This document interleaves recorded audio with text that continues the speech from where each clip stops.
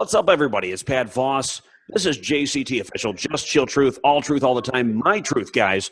Joined by a very, very special guest today from SBG Ireland. It's Coach John Kavanagh. How you doing, John? What's up, brother? How are you? Good, good. I'm just real quick because I know you don't have a lot of time, so I'll make this brief. But the fact that you agreed to come on here, I love the tweet that you sent out. The Jesus, this is still going on. I couldn't believe it was going on after 24 hours. I just thought I was saying something. I misunderstood what you were saying. I apologize. I don't get senses of humor sometimes, so I'm glad. That's okay. That's okay. Sometimes, always tone is lost in text. So I guess Twitter or texting is not the best vehicle for humor. So I apologize if it didn't come across as a joke, but I was just having a bit of fun with it.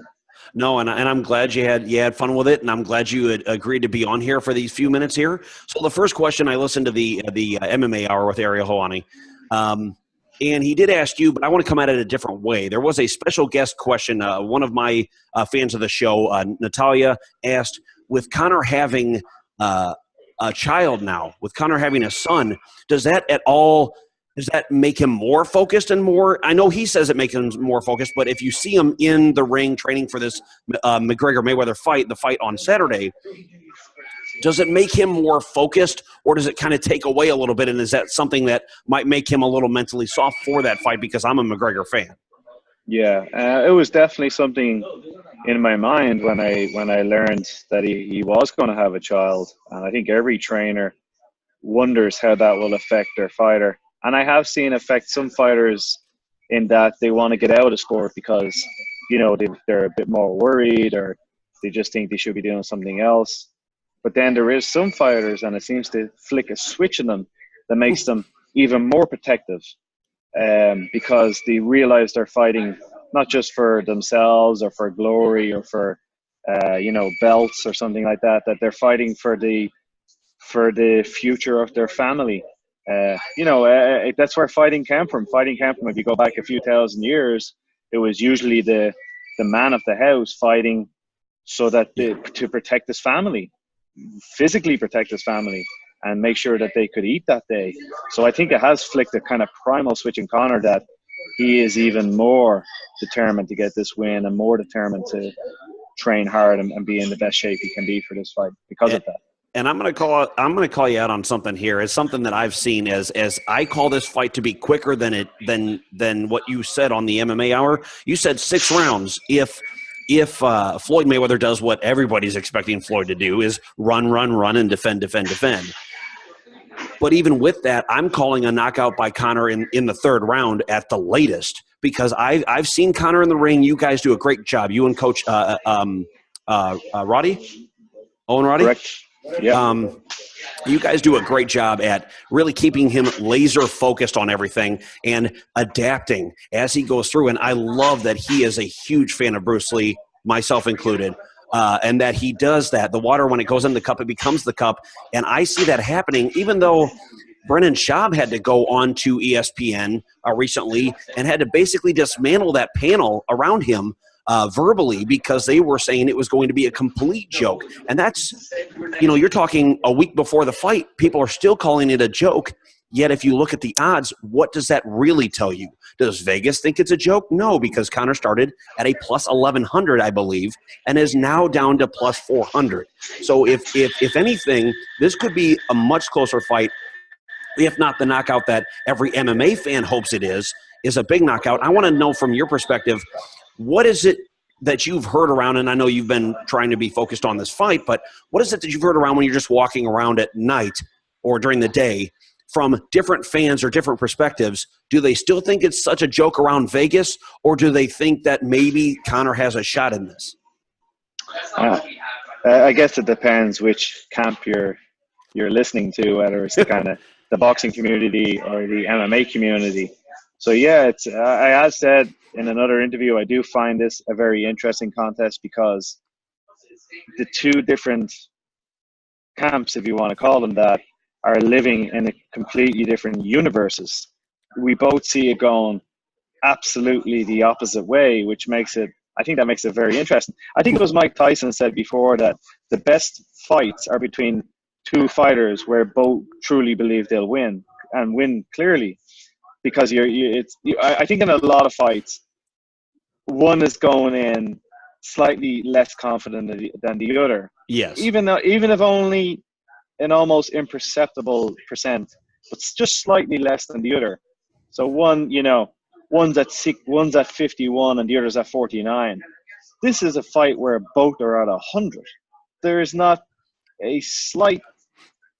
I should say both camps are at 100. I do think I've heard Floyd say a few things that I found very surprising to hear an opponent say, that he's not the fighter he was. He's older, he's slower. A lot of very kind of strange quotes where if you keep saying things like that, that's going to have an effect on your mentality. Well, and here's the thing. I think this either, like the 8-ounce gloves, kind of backfires in Conor's or comes back to in favor Conor, is him saying that he's old, that he's weak, that he's not the same fighter. Not even that he's weak, but putting that sort of perception out there. He's doing it because he wants an excuse. And this is what I've said on my show. If you watch my other videos, I've said it. I think it's a complete excuse by Floyd, because if Conor beats him, I'm the old guy he beat. It's not that big of a deal. And he's trying to downplay the fact that he just got his ass kicked, and sorry for my language, his ass kicked by an MMA fighter, which everybody says was a joke. So, and then the other way around is if he beats Conor, which I really don't think is going to happen, honestly. Seeing Conor's fights and striking technique and his precision and his ability and the power in that deadly left of his, I call it, and this is just me, I call his left hand the walking death. I mean, he does. He has that left hand. He sets you up, and he just drives it into the side of your face, and you go down. And then the other side, if he does beat McGregor, it's, well, look at this. The guy who was old beat the young guy. And so he's trying to put it out in the media like it's a win-win for him either way, because he's going to make his money. But it will, I don't think overall it damages the entire sport of boxing, but I do think in a little bit the perception of Floyd Mayweather will go from here to here. And regardless if McGregor loses by decision or wins by decision or knocks him out, I think the win-win is really for your guy, a guy who was so willing to come back over and say, let's drag Floyd Mayweather out of bed. What do you think? Is it a win-win for Floyd, or do you really think that when, and I truly believe like you believe, when the boxing world is shocked and sports combat world is shocked on Saturday, August 26th, which is my bachelor party, I'm going there with my father and all my other groomsmen to root on your guy and our guy. What does it do for Conor's lifestyle from here on out? Yeah, well, I guess Dana said he's already a global star, that he truly will be a global superstar. It may be the greatest upset in all of professional sports. But is it really an upset? In the eyes of a lot of people. You said there for Floyd, is it a win-win? Maybe that's why he's using that language. But let me state clearly, for us, it'll be win or a loss. Right. We don't see it as a win-win. If Conor loses on the night, well, then it's a loss, and we'll have to learn from that and move on. But we're not going into kind of at the end of it say, oh, well, we did okay. We went the distance. A lot of people thought we couldn't do that. That's not where we're taking this, and that will not be celebrated. We're going in to win the contest and win it definitively. So anything less than that will be a disappointment. But like anything else we do, we'll get over it, we'll learn from it, and we'll move on. So my final question for you, because I know you have to go. You're very busy, especially during this last fight week. The week stretched out. Friday's the weigh-in. Saturday is the actual fight. It's going to be a great fight. I can't freaking wait. Sorry, I'm getting a little too excited. I'm trying not to fanboy out here and be very professional. But my last question would be, if Conor decides to stay in boxing for whatever reason, because of the money that can be made, and because I don't think, and honestly, I really don't think with Dana White, even though they seem like good buddies. I don't think the paycheck is there for him, although I want to see him in the UFC again after this fight. But I don't think the paycheck is going to be there for him. And when he realizes that he can make these $100+ million on a boxing match, only using striking with fists, no elbows, no knees, no kicks, and he's got his child and he's got his family at home, Will this mean the end of Kavanagh McGregor? Will you go on to be coaching other mixed martial artists, or will you stick by his side as well, maybe and further into his a possible boxing career if that's what he chooses to do? Let me give you a few answers on that. Sure. First off, I am still an MMA coach. I've got Sinead Kavanagh fighting in Bellator on Friday night, Peter Queally fighting in Russia. Artem Lobov is in the UFC in October. James Gallagher is headlining Bellator in November. So that's never going to change. I'm always going to be an MMA coach, and I don't just train Conor. I have a lot of active fighters. Oh, I'm sorry, but no, I didn't mean like that. I just meant no. I know how you're asking. No, I know you're not being disrespectful. I'm just answering your question. That of course I'll always be in MMA. As for Conor's motivations, he's financially set now. With Saturday night, when that's over, he'll be financially set. Even with his spending, he would not be able to get through that money. So my point being, his next fight, what decision he makes will not be based on money. It will not be for money he's doing his next fight. It'll be for love.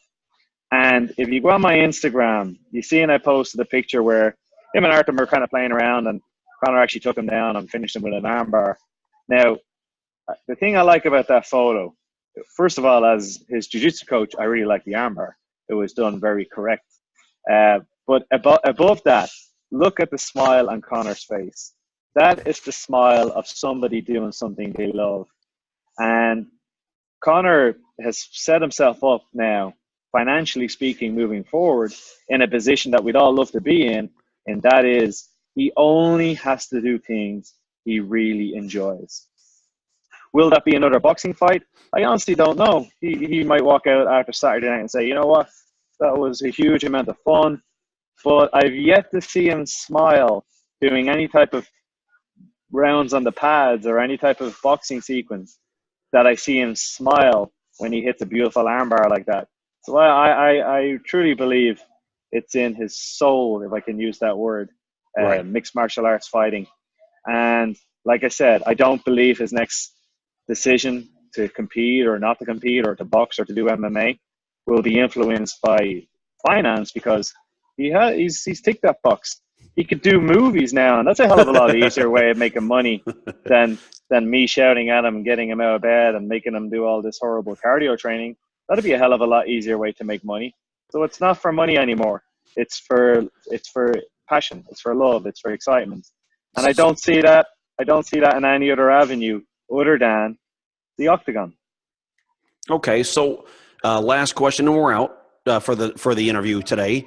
Would be, as you see Conor getting ready, and as he's had to not transition because people say transition, but striking with the fists is a part of mixed martial arts. So I think people underestimate it a little bit, or more than a little. I'm kind of sugarcoating that answer, but do you think people think Conor's not ready? Do you think Floyd's ready, honestly, for what's about to come at him in a heavier, faster, stronger, no matter what anybody wants to say about Conor's background and not being a professional boxer by trade? I really don't care about any of that, but do you think that Floyd is ready for what he's about to meet on Saturday? Short answer, no. I don't believe a lot of the videos that have been put out by him that he's not doing anything. I don't believe that he's ignoring his training. He's a very smart man, a very hugely knowledgeable boxer, that's for sure. He knows what it takes to get in shape, to be, he is a distance fighter. He's not really a finisher. He's a distance fighter. So he knows what's required to be in the physical shape to do 36 minutes. That's for sure. And I for sure know that he's done all that work. He's not hanging around the strip club all the time like he's trying to put across. He's putting in the work, that's for sure. But I do think that they're so sure of themselves, so can't believe that somebody might be able to do something under the rule set of boxing that will be surprising to them, that might be something that they overlooked, might be something that they haven't seen. I feel they're so sure of themselves from that point of view that they're setting themselves up for a big fall, and that's what he's not ready for. and that's what we're going to bring on Saturday night. I thank you so much, John Kavanagh, everyone. It's Coach John Kavanagh, Conor McGregor's coach, coaching usually out of SBG Ireland. You did say that you had with another project had taken over a couple of other gyms there for another project, but we won't get into that right now. But you can find him on Twitter at John_Kavanagh. And John, thank you so much for stopping by today. Thank you. It's always kind of funny when people look me up on Twitter, they look for at John Kavanagh. And there's some poor guy that gets a lot of abuse about MMA, and he has no idea what MMA is. So yeah, make sure it's I've seen the profile at John_Kavanagh is where you need to go, guys. Of course, he's got an Instagram as well. I mean, you're racking up the numbers there as far as social media presence, and you have a great following there. So I appreciate you coming on the show here for Just Real Truth and the JCT official brand. And I will see you. Well, I won't see you, but I'll be rooting for you. I'll be rooting for Conor. Saturday, you guys can catch it August 26, 2017 in Las Vegas, Nevada at the T-Mobile Arena versus Floyd, the Dead One, Mayweather. We'll see you guys later. Thank you very much for the invite, and let's talk again. All right, bye-bye.